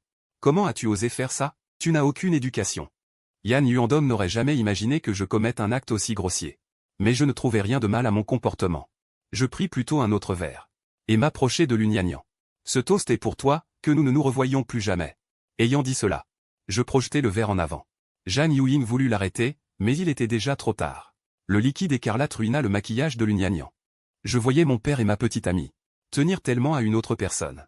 Mon cœur en fut profondément meurtri. Sont-ce encore les membres de ma famille que je connaissais? Je fracassai violemment le verre vide par terre, fixant Yan Yuandong d'un regard haineux. Je dis, en détachant chaque mot. Ce verre, comme les liens familiaux entre nous, ne reviendra jamais. À partir d'aujourd'hui, nous rompons tout lien. Tu suis ta grande route, moi mon étroit pont. Tel un loup solitaire blessé, je disparus de la vue de tous. Dehors, sans que l'on sache quand, une pluie torrentielle se mit à tomber. Je m'avançai tristement sous la pluie, acceptant ce baptême glacial du monde. Il est temps de se réveiller après 8 ans de sottise, il est temps d'ouvrir les yeux. La pluie froide et humide mouille impitoyablement mon cœur. Je ris d'un rire amer et désespéré. Je trouve que mon existence est une farce. Je ris, puis je pleure. L'averse trempe mon corps. Je souffre au point de ne plus pouvoir me contrôler. De nombreuses voitures klaxonnent furieusement contre moi. T'es malade ou quoi? Si tu veux crever, va ailleurs, ne salis pas ma bagnole. Dégage, dégage vite. T'es sourd, t'entends pas le klaxon? J'éclate de rire. Je suis comme un fou. Plus on m'insulte violemment, plus je ris de bon cœur. Soudain, à l'intersection, une voiture noire passe. Elle fonce vers moi, je reconnais ce modèle. Cette version, cette couleur, n'est-ce pas celle de Lugnagnan? Je reste figé sur place. Nianian vient me chercher. A-t-elle reconnu son erreur? Pour venir implorer mon pardon? Je ne sais pas si je dois lui pardonner. Ces 8 années d'amour sont comme une broderie à l'aiguille. Point par point. Elle s'est cousue à ma jeunesse. Retirer la partie qui lui appartient de mes souvenirs. Je n'y arrive pas. Un bruit sourd, bang. Je vois de mes propres yeux la voiture noire me percuter. Mon cerveau est instantanément engourdi. Elle veut donc ma mort. Mes yeux s'écarquillent soudain. Je n'arrive pas à y croire. Juste parce que j'ai renversé un verre sur Yan Yibé? Alors elle fait l'exprès de venir en voiture pour m'écraser? Je ris de plus en plus étrangement. Mon corps s'effondre lourdement sur le sol et je perds connaissance. La pluie tombe impitoyablement sur moi. Le sol se teint d'un rouge éclatant. Mademoiselle, on a heurté quelqu'un. Une voix pressée retentit soudain. Je n'ai pas l'habitude de conduire la voiture de Monsieur Lu. Quand j'ai vu la personne dans la pluie, il était déjà trop tard pour freiner. La personne à l'arrière ne lève même pas les yeux. Sa voix est froide et claire. Occupe-toi de ça. Xiao Xiao tend la main pour essuyer le pare-brise. En y regardant de plus près. Mademoiselle, on dirait que Monsieur Yan. J'ai percuté Monsieur Yan. Une phrase qui fit soudain relever la tête à la personne assise à l'arrière. C'est lui. La portière s'ouvrit dans un bruit sourd. Fu Qingguan se hâta vers cette silhouette. Avant que Xiao Xiao n'ait le temps de réagir. Sa demoiselle s'était déjà penchée pour aider l'homme à se relever avec difficulté. Mademoiselle. Faites attention à vous. Contactez le docteur Zhang et rentrons à la maison. Bien. Fu Qingguan regarda l'homme dans ses bras. Il pleut si fort. Chen, que fais-tu là debout? Tu ne te caches pas même quand une voiture arrive? Le sang à l'arrière de son crâne se mêlait à la pluie, teignant en rouge la robe de Fu Qingguan. Xiao Xiao, accélère. Oui, mademoiselle. Xiao Xiao roulait déjà à fond. Enfin. Xiao Xiao gara la voiture dans le quartier de la rive ouest. Ce quartier réputé comme le plus cher de la ville de l'Est. Était la demeure de Fu Qingguan. Bonjour, mademoiselle. Suivant les pas pressés de Fu Qingguan. Médecin et infirmière la suivirent jusqu'au salon. Mademoiselle, d'habitude si maniaque de la propreté. Comment aurait-elle pu mettre un homme dégoulinant d'eau sur son lit? Et qui plus est, un homme. Plusieurs médecins et infirmières échangèrent des regards perplexes. Mademoiselle. Ne devrions-nous pas panseler les blessures de ce monsieur? Sortez, sortez. Que veut faire mademoiselle? À ce moment-là. Un domestique entra avec une bassine. Une fois tout le monde parti. Elle tendit la main pour retirer ma chemise trempée. Une serviette chaude frotta mon corps d'avant en arrière. Entrez. En entendant la voix de mademoiselle. Ceux qui attendaient dehors entrèrent tous. Ils virent d'un coup d'œil Fu Qingguan en train de m'essuyer le corps. Vite, soignez les blessures. Xiao Xiao s'émerveilla en silence. Mademoiselle avait donc examiné le corps de cet homme de haut en bas. Une telle tâche aurait pu être confiée à un infirmier. Autant me le donner aussi, non? Comment mademoiselle pourrait-elle faire un travail aussi rude? Ne pars pas. Soudain, je saisis le PAN de la blouse du docteur en gémissant faiblement. Le docteur Zhang frémit. Son geste pour appliquer le médicament devint plus brusque, me faisant grimacer de douleur. Dégage. Fu Qingguan poussa violemment le docteur Zhang. Maladroit. Incapable de faire une chose si simple. Fu Qingguan appliqua elle-même le médicament sur moi.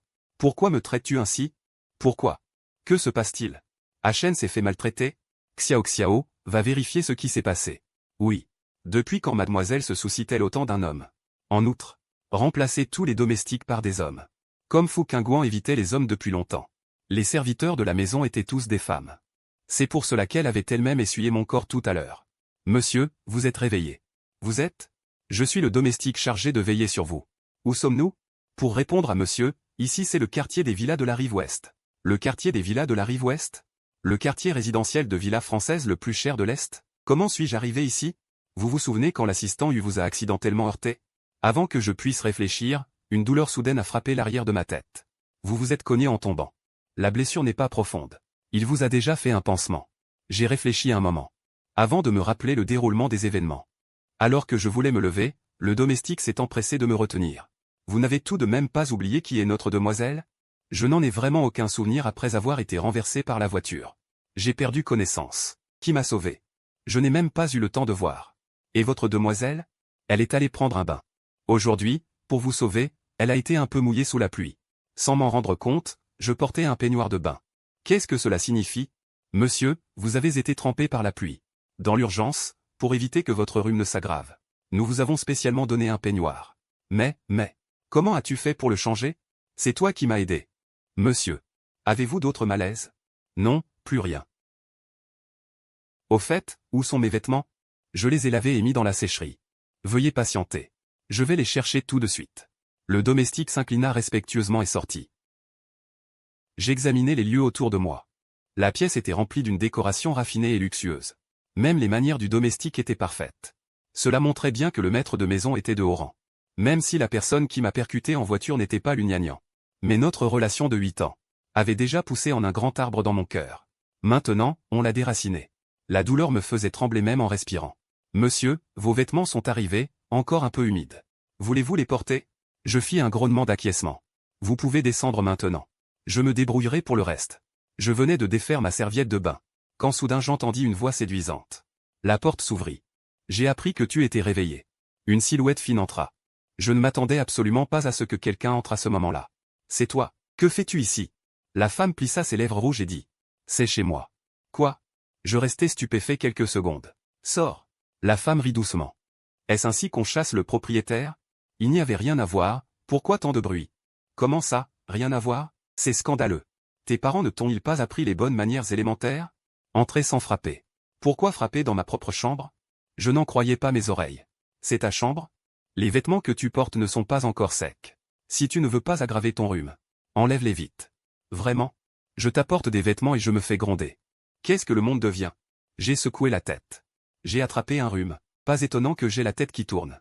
Alors c'est toi qui m'as sauvé? Mon ton tout à l'heure était vraiment mauvais. Quoi qu'il en soit. Merci de m'avoir sauvé. Il se fait tard, je dois y aller. Partir? Où pourrais-tu aller? J'ai déjà enquêté.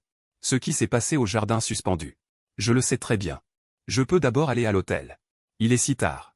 Si tu sors d'ici toute seule, les gens qui ne savent pas penseront que je t'ai chassé. Cela ne va-t-il pas nuire à ma réputation? Je ne peux m'empêcher de penser. Elle est pourchassée par 2 gangs. Quelle bonne réputation pourrait-elle avoir? Mais je peux entendre. Elle veut m'aider à guérir mes blessures.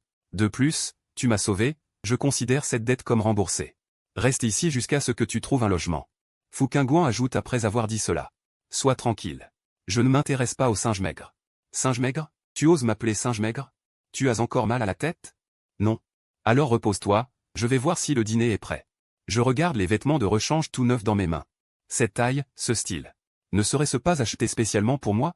En pensant cela, je secoue la tête. Sûrement que des hommes viennent souvent passer la nuit ici. Donc il y a des vêtements de toutes les tailles. J'allais prendre un bain chaud. Mais je découvre que mon visage dans le miroir est pâle. Qui pourrait aimer quelqu'un comme moi? Il est normal que l'Ugnagnan tombe amoureuse d'un autre. En pensant à l'Ugnagnan, mon cœur se serre douloureusement. 8 ans de relation deviennent une lame tranchante. Soudainement, elle me poignarde en plein cœur. Je ne sais pas combien de temps a passé. Fouquingouan frappe à la porte. Descends manger. Est-ce que Hachen se serait endormi? En poussant la porte, la salle de bain était éclairée d'une lumière jaune chaude. De la vapeur s'échappait par l'interstice de la porte. Fouquingouan s'apprêtait à partir. Quand soudain une alarme retentit dans la salle de bain. Fouquingouan réalisa immédiatement que quelque chose clochait. La femme tourna la poignée de la porte. Mais découvrit que la porte était verrouillée de l'intérieur. Hachen. Tu m'entends? Ouvre. La vapeur de la salle de bain s'engouffra dehors et je tombai au sol. Fouquingouan me releva d'un geste vif. Yan Shen. Réveille-toi. Docteur. Docteur. Mademoiselle, vous me cherchez? Refaites le bandage immédiatement. Oui, oui, je change les pansements tout de suite. Cet imbécile d'homme, il s'évanouit rien qu'en prenant un bain. Dès que je te lâche des yeux, tu fais n'importe quoi. Mademoiselle. L'infection de la plaie a provoqué une forte fièvre, monsieur risque? Quoi qu'il en coûte, il faut faire baisser la fièvre. Assurez-vous qu'il soit hors de danger. Compris. Je ne sais pas combien de temps passa. J'ouvris les yeux, encore tout embrumé. La salle de bain était si étouffante. Tu es réveillé? As-tu mal quelque part? Je hochai la tête, puis la secouai. Tu es gnangnan? Je remuai la tête. Pour essayer de distinguer la femme devant moi. Je me forçai à me redresser. Tu as encore mal à la tête? Je hochai la tête. Puis je fixai la silhouette floue devant moi, figée. Qu'y a-t-il? Tu souffres? Je vais appeler le docteur Zhang pour qu'il t'examine. Espèce de garce. Comment as-tu pu faire ça? Tu pouvais aimer n'importe qui. Pourquoi fallait-il que ce soit mon frère? En plus, vous avez déjà un enfant ensemble. Fouquingouan fronça légèrement ses sourcils délicats. Est-ce que Hachen m'aurait prise pour l'Ugnagnan? Ce n'est qu'une femme, il y en a des tonnes dans le monde. Différent. Ma Gnagnan est différente des autres.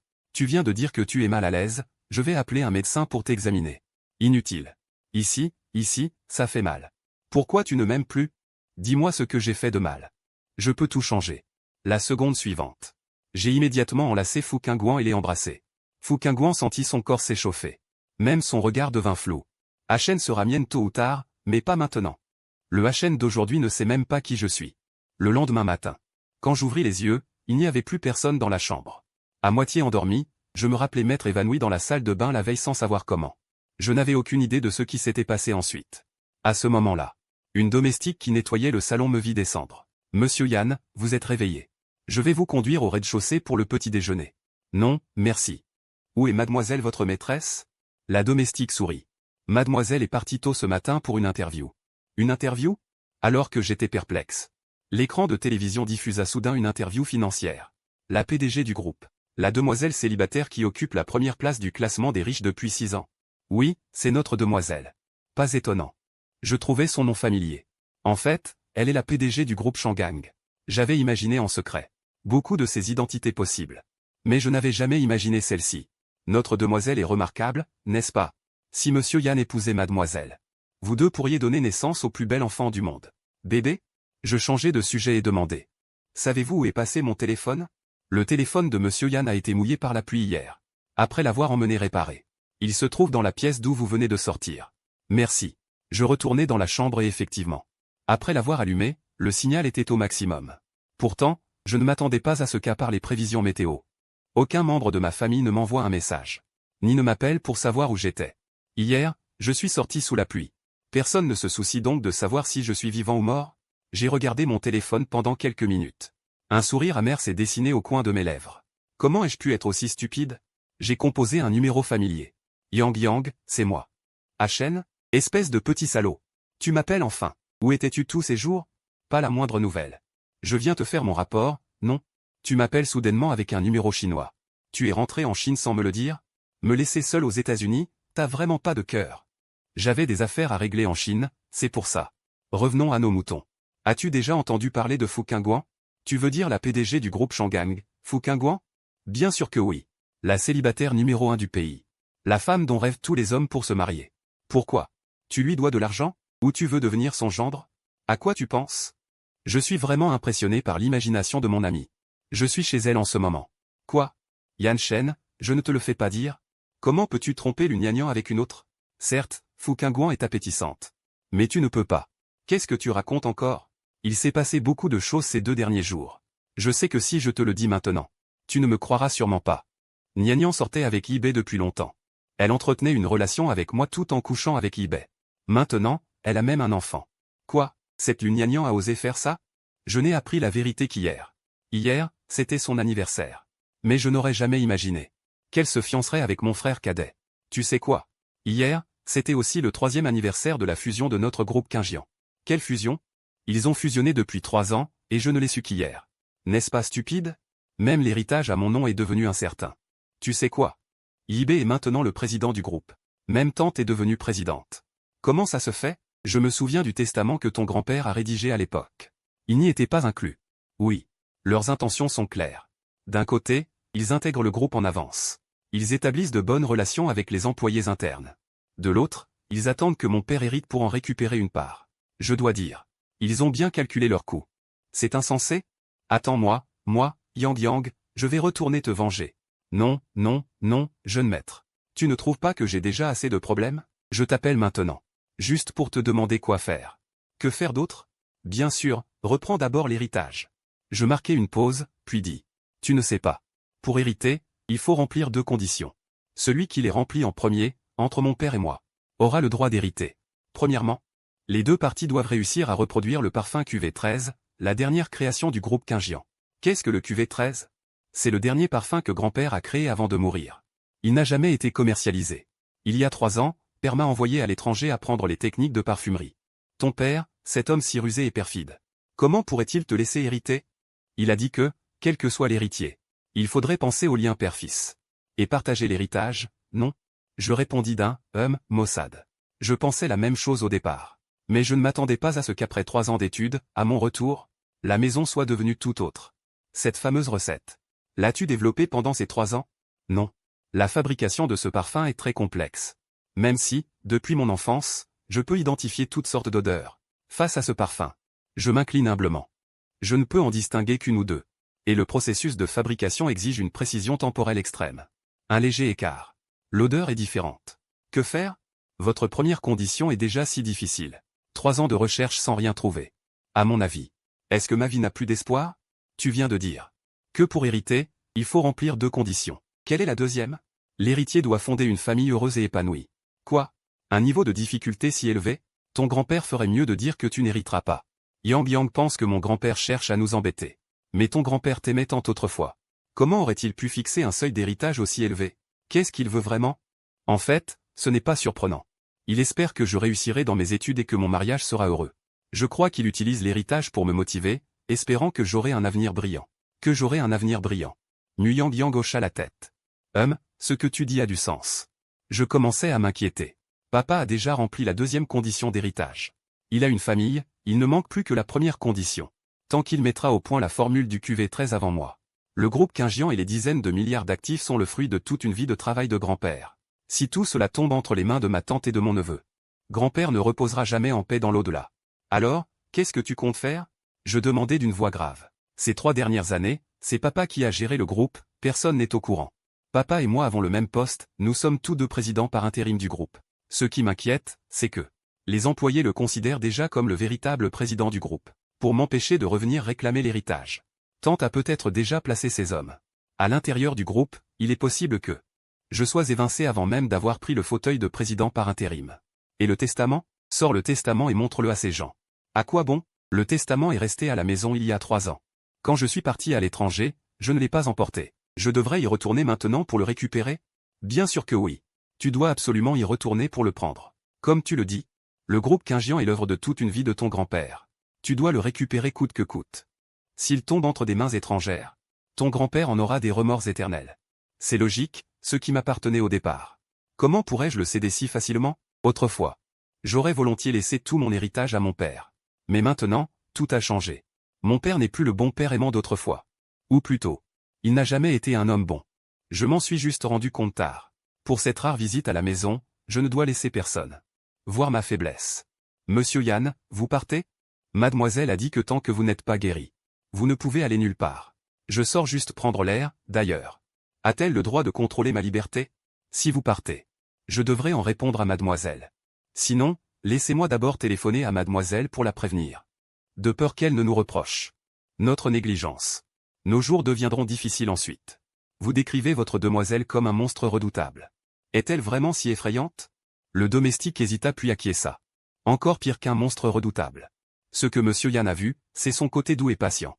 Quand elle se met vraiment en colère, toute la ville de l'Est tremble. Puisqu'elle est si effrayante. Je vais lui parler moi-même, rassurez-vous, la responsabilité ne vous incombe pas. En chemin. J'étais sur le point d'appeler Fouquingouan. Quand soudain mon téléphone sonna. Un numéro inconnu s'afficha. D'ordinaire, je n'aurais pas répondu. Mais à ce moment, j'avais le sentiment vague que l'appel venait peut-être de Fouquingouan. Allô, qui est-ce? Tu te souviens encore de moi? Shizanzen? Pourquoi es-tu là? On dirait que tu te souviens de moi. J'ai vraiment marqué ton esprit. Quoi? De retour au pays sans me le dire? Tu n'as pas besoin que je vienne te chercher à l'aéroport? Je n'ai besoin de toi que pour une chose. Reste loin de moi, le plus loin possible. C'est sûrement frère Ao qui lui a dit que j'étais de retour. Sinon elle ne m'aurait pas harcelé si vite. Juste après avoir raccroché, une voiture de sport s'arrêta brusquement devant moi. Achen, ça faisait longtemps. Achen, tu as l'air un peu fatigué. Il s'est passé quelque chose de désagréable? Ça te regarde pas. J'ai pris un autre chemin, je ne voulais pas m'occuper d'elle. Comment sait-elle que je suis ici? Est-ce que l'appel tout à l'heure avait une fonction de localisation? Depuis l'époque des études. Cette femme me colle comme un chewing-gum. Peu importe ce que je fais, je n'arrive pas à la chasser. J'ai enfin réussi à partir à l'étranger. Et j'ai profité de 3 ans de tranquillité. Mais à peine revenue, elle m'a encore harcelé. Cette garce infidèle, d'un côté elle me court après. Mais de l'autre elle n'ignore pas les avances des autres mecs. On peut dire qu'elle est une vraie traînée. Comment pourrais-je m'intéresser à une telle femme? Où vas-tu? Frère Achen. On y va ensemble? Si seulement cet homme était à moi, ce serait génial. Grand frère. Où es-tu allé? Je te raccompagne. Je l'ai regardé d'un œil. Toujours pleine de mauvaises intentions et ne se retient pas de parler. Même son goût est toujours aussi étrange. Mademoiselle Chi. Après toutes ces années, tu n'arrives toujours pas à conquérir un autre homme? Ou alors ton charme a baissé? Plus aucun homme ne se précipite pour toi? Alors, tu viens me voir parce que tu es seule? Ah, moi, mademoiselle, ne suis jamais seule. Et puis, je me suis déjà lassé des autres hommes. Seul toi me préoccupe vraiment. Achen, après toutes ces années, tu n'aurais pas toujours l'Uniagnan dans ton cœur? J'ai entendu dire qu'elle t'a trompé, et avec ton frère en plus. Qu'est-ce que ça peut te faire? Bien sûr que ça me concerne, tes affaires sont mes affaires. Monte dans la voiture. Je t'emmène te venger de cette garce, d'accord? Dégage. Ne me bloque pas le passage. C'est la première fois que j'entends quelqu'un dire que mademoiselle bloque le passage. Yan Shen, sais-tu que le fait que je sois sur cette route est un honneur pour cette route? Shizanzen. Peux-tu avoir un peu d'amour-propre et de dignité? Bonne question. Mon visage? Je l'ai perdu depuis que j'ai commencé à te courir. Frère Achen. Tu es toujours si spécial, les choses que les autres n'osent pas dire. Tu les dis toutes. C'est pour ça que je t'aime comme ça. J'ai arrêté un taxi et je suis monté. Chauffeur. Direction la Villa Quingian, merci. Au lieu de prendre la belle voiture de sport. Tu prends un taxi? Pourquoi? Shizanzen n'arrivait vraiment pas à comprendre. Pourquoi je la déteste autant? Il y a trop d'hommes qui veulent se glisser dans son lit. Mais moi, je suis différent. Pourtant, plus je suis comme ça, plus elle s'intéresse. Achen. Ton goût devient vraiment mauvais, cette espèce de vieille caisse pourrie. Tu ne joues pas avec ta vie? S'il t'arrive quelque chose, à qui vais-je me marier? Qui a dit que j'allais t'épouser? Et puis, tu es resté trop longtemps à l'étranger? Tu ne sais pas lire les panneaux de signalisation? Tu sais que tu roules à contresens? Et tu oses dire que je joue avec ma vie? Est-ce que tu prends ta vie au sérieux, toi? Achen, tu t'inquiètes pour moi, n'est-ce pas? À moins que tu n'acceptes mes sentiments. Sinon, je te suivrai jusqu'au bout. S'il arrive un problème, tu devras t'occuper de moi pour le reste de ma vie. Folle. Je ne veux pas lui répondre. Chauffeur. Dépassez-la, s'il vous plaît. Monsieur, la vitesse est limitée à 40 sur cette route. Je suis déjà à 39. Le chauffeur de taxi jeta un coup d'œil à Shisanzen en conduisant, puis frissonna. Et puis, qui oserait dépasser mademoiselle Shi? Ce serait chercher la mort. Ah, t'as du flair. Je ne supporte vraiment pas de la voir parader comme ça. Profitant de l'influence de sa famille. Elle fait la loi, prend le code de la route pour du vent. Elle conduit comme elle veut, n'est-ce pas? Elle prend vraiment la route pour son jardin privé. Dans le bus, quelques jeunes gens l'ont vue. Shisanzen conduisait une voiture de sport flamboyante. La femme qui conduit est vraiment belle. C'est vraiment mademoiselle Shi? Elle est bien plus belle que dans les magazines. Peut-être a-t-elle entendu les compliments des passants. Shisanzen embrassa son propre index. Elle leur fit un geste de baiser. Les jeunes dans le bus se mirent à crier un par un. Plusieurs personnes dans les voitures en sortirent en courant, abandonnant même leur véhicule. Elles se rassemblèrent autour d'elle. Peu de temps après, la route se retrouva encombrée. L'embouteillage sur le bord de la route s'intensifiait encore. Les klaxons retentissaient sans cesse. Les cris des passants se mêlaient aux baisers volés affectés de Shisanzen. J'étais coincé au milieu de la foule, incapable d'avancer ou de reculer. Je regardais cette mascarade s'aggraver sous mes yeux. La rage au fond de moi menaçait d'exploser. C'était pour récupérer le groupe Kinjian. C'était pour faire payer ceux qui m'avaient trahi. Pas pour rester ici à gérer les badauds avec Shisanzen. Le visage sombre, j'écartai la foule qui se pressait autour de moi. Shisanzen, dégage immédiatement. Ne me fais pas perdre mon temps. Mais Shisanzen ne montrait aucun signe de retenue. C'est quelqu'un que j'aime depuis des années. Yan Shen. À l'avenir, je vous prie de bien prendre soin de lui. Dès qu'elle eut dit cela, les spectateurs sortirent leur téléphone et se mirent à nous mitrailler de photos. Je lui arrachai violemment la main. Ma voix était d'une froideur absolue. Je n'ai rien à voir avec toi, si tu continues à m'embêter. Ne t'attends pas à ce que je sois indulgent. Elle vacilla d'un pas sous ma rudesse. Frère Achen, je voulais juste t'aider. Lunyanian et Yan Yibé t'ont traité ainsi. Seul moi suis sincèrement gentil avec toi. Je n'ai pas besoin de ta gentillesse. Il faut aller à la villa Kinjian récupérer le testament. Il ne faut absolument pas laisser Yan Yuandong prendre ma place. Un faisceau de phares aveuglant traversa la foule chaotique. La voiture s'arrêta lentement devant moi. La foule bruyante autour s'apaisa instinctivement un peu. La vitre descendit doucement. Monte. Elle ne dit que ces deux mots. D'un ton neutre mais qui ne souffrait aucune objection. Je n'hésitai pas une seconde. J'ouvris la portière et m'assis à l'intérieur. Au moment où la portière se referma, le tumulte extérieur fut totalement isolé. À l'intérieur, c'était propre et silencieux. Un léger parfum froid apaisa mon agitation intérieure. À cette vue, Shisanzen. Je me précipite aussitôt vers la vitre de la voiture. Qui es-tu? De quel droit emmènes-tu le frère Achen? Je te préviens, je suis la fille aînée de la famille Shi. N'essaie pas de me le prendre. Conduis. Laissant les cris de Shisanzen. Et le tumulte de la foule loin derrière nous. Adossé au siège, mon corps tendu se relâche enfin. Je lève la main pour masser mes tempes gonflées. Pressé? Je dois retourner à la villa Kinjian. Le testament de grand-père est encore là, seulement si je l'obtiens. Je pourrai reprendre légalement le groupe Kinjian. Et démasquer les véritables visages de Yan Yuandong et des autres. Je t'accompagne. La sécurité de la villa Kinjian. Les récents déplacements de Yan Yuandong, la disposition du personnel chez lui. J'ai déjà fait enquêter sur tout cela par Xiao. Toi, tu m'as sauvé la vie, moi, Fu Qingguan, je ne dois jamais une faveur. D'autant plus. Tes affaires, je ne les laisserai pas tomber. Tu veux contre-attaquer, je te donne la force. Tu veux reprendre tout ce qui t'appartient. Le groupe Shangang est ton soutien le plus solide. Ces derniers jours, elle m'a sauvé de l'accident de voiture sous la pluie. M'a recueilli dans la villa de la rive ouest pour que je guérisse. En silence, elle a enquêté sur tous mes ennemis. Sans jamais rien demander en retour. Et ceux que je considérais comme ma propre famille ont annoncé ma mort le jour même de mon retour au pays. Se sont appropriés mes biens. Ont trahi mes sentiments. Je regarde cette femme, qui se tient au sommet de la ville de l'Est, et dit sérieusement. Fu Qingguan, merci. Quand j'aurai réglé toutes ces affaires, je te récompenserai à coup sûr. Je ne veux pas de ta récompense. Je veux seulement que tu gagnes. La voiture arrive bientôt à la villa Kinjian. Cette maison où j'ai grandi. Aujourd'hui, elle ressemble à une prison glaciale. Le gardien à l'entrée change de visage en me voyant. Monsieur a ordonné que vous n'entriez pas. Je rentre chez moi. Ai-je besoin de la permission des autres? D'une voix glaciale, j'avance droit devant. Les agents de sécurité n'osaient pas s'opposer, Ils sortirent précipitamment leur téléphone pour faire leur rapport. À peine entré dans le salon, j'entendis les rires et les discussions de Yan Yuandong, Zhang Yuying, Yan Yibei et Lun Yanyan. Les quatre étaient regroupés sur le canapé, discutant de l'avenir du groupe et des détails du mariage. En entendant des pas, ils se tournèrent tous ensemble. Quand ils me virent, leurs sourires se figèrent instantanément. Yan Shen, comment se fait-il que tu sois ici? Les gardes dehors sont-ils morts? Qui t'a laissé entrer, garde? Mettez-le dehors. Une lueur de panique traversa ses yeux. Frère, c'est tellement bien que tu sois de retour. Ces derniers jours où tu étais absent. Nous étions tous très inquiets pour toi. Inquiets pour moi? Inquiets que je sois encore en vie? Vous retardez dans votre accaparement de mes biens. Vous retardez dans votre mariage grandiose? Vous retardez dans l'appropriation du groupe Qingjian, n'est-ce pas? Shen, j'ai eu tort. Mais nous sommes vraiment amoureux. Ne pas te l'avoir dit? C'était aussi par peur que tu t'inquiètes à l'étranger. Tu me pardonnes, d'accord? Te pardonner? Tu as trahi 8 ans de notre relation. Tu as eu une liaison avec mon frère et tu es enceinte. Tu les as regardés annoncer ma mort. Mérites-tu le pardon? Arrête de dire n'importe quoi. Le groupe Qingjian appartient désormais à Yibei et à moi, ça ne te concerne plus. Le testament de ton grand-père a déjà perdu son effet. Perdu son effet? Xiao Xiao sort immédiatement un document et le tend. Yan Yuandong. Tu as falsifié le testament en secret. Tu as détourné des milliards d'actifs du groupe, conspiré avec des étrangers pour évincer les anciens employés. Le groupe Shangang a déjà toutes ses preuves en main.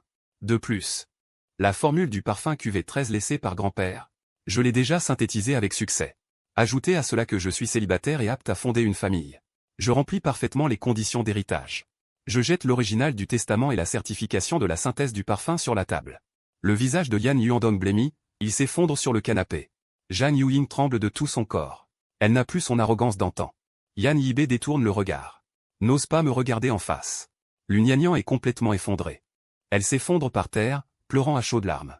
À ce moment, une sirène de police retentit dehors. Fu Qingguan dit calmement. Pour détournement de fonds. Fraude commerciale. Falsification de documents. La police est déjà arrivée. Les policiers entrent dans le salon. Ils présentent immédiatement un mandat d'arrêt. Ils emmènent Yan Yuandong, Zhang Yuing, Yan Yibei, l'un après l'autre. Yan Yibei est également emmené. Lun Yanyan, pour sa participation à la conspiration, est également emmené pour aider à l'enquête. Ce qui l'attend, c'est la sanction de la loi et le mépris du monde. Les méchants finissent toujours par être punis, ils ont tout manigancé. Pour me prendre tout ce que j'avais. Mais ils finissent en prison. Je me tiens dans le salon vide. Poussant un long soupir de soulagement. Les ténèbres qui pesaient sur mon cœur depuis 3 ans se sont enfin complètement dissipées. Fu Qingguan s'approche de moi et tire doucement ma main. Je regarde ses 12 yeux et sourcils, ce qui me rassure instantanément. Le soleil couchant, à travers la baie vitrée, se répand sur elle. Si belle que je ne peux pas détourner le regard. Depuis notre rencontre fortuite lors de l'accident d'avion jusqu'à son sauvetage désintéressé sous l'orage. Et maintenant, avec moi pour reprendre tout ce qui m'appartient. Cette femme est déjà entrée dans mon cœur. Fu Qingguan, avant, c'était toi qui me protégeais, désormais. C'est à mon tour de te protéger. Je garderai le groupe Qingjian. Accomplissant la volonté de grand-père. Et la chose la plus importante de ma vie. C'est d'être avec toi. Une lueur de tendre sourire naît dans ses yeux. Elle se met sur la pointe des pieds. Et m'embrasse doucement sur les lèvres. Ce baiser n'est ni précipité ni mal compris. Il n'y a que plénitude de joie et de certitude. Plus tard, j'hérite officiellement du groupe Qingjian. Je réorganise les affaires, rappelle les anciens employés. Devenant une légende dans le monde des affaires de Dongsheng. Fu Qingguan et moi organisons un mariage grandiose. Qui fait sensation dans toute la capitale. Les jours après le mariage sont chaleureux et épanouissants. Je ne suis plus celui qui a été trahi par l'affection familiale et l'amour, un homme déchu. Fu Qingguan reste toujours cette jeune fille influente du cercle de la capitale. Mais elle n'est douce qu'avec moi seul. Shizanzen a compris que mon cœur était déjà pris. Et que je menais une vie heureuse et épanouie. A finalement abandonné tout espoir. Et a cessé de me harceler. Et ceux qui ont commis de nombreux méfaits, Yan Yuandong, Zhang Yuing. Yan Yibei a passé le reste de sa vie en prison. Payant le prix de sa cupidité et de sa trahison. La réputation de Lun Yanyan a été complètement ruinée. Sans aucun soutien, elle luttait misérablement au bas de l'échelle. Elle n'a plus jamais connu sa gloire passée. Le soleil éclairait les silhouettes de Fu Qingguan et moi, appuyés l'un contre l'autre. M'éloignant des hypocrites pour rencontrer ceux qui méritent vraiment d'être chéris. Les bons sont récompensés, les mauvais punis. Quant à Fu Qingguan et moi, nous avançons main dans la main. C'est la plus belle fin de cette vie.